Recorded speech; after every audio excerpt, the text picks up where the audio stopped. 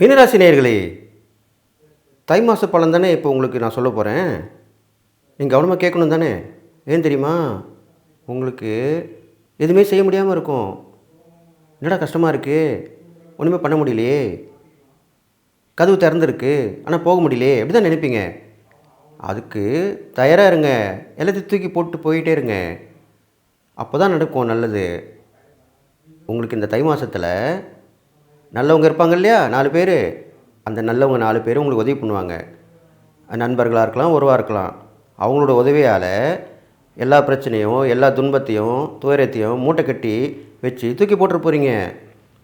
அதுதான் நடக்க போகுது.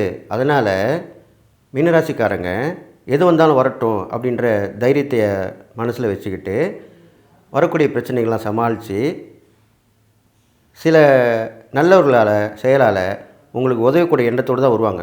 அவங்க இந்த தை மாதத்தில் அந்த உதவியை செஞ்சு உங்களை நீங்கள் யாருன்னு வெளிச்சம் போட்டு காட்ட போகிறாங்க. அப்போது நீங்கள் உயர்ந்து நிற்க போகிறீங்க. உங்களை பார்த்து எல்லாமே புறம்பட போகிறாங்க. இதுதான் நடக்க போகுது தை மாதத்தில்.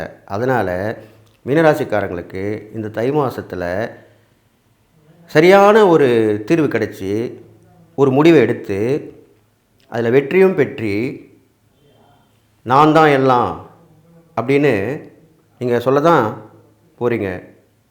இதுதான் நடக்க போகுது.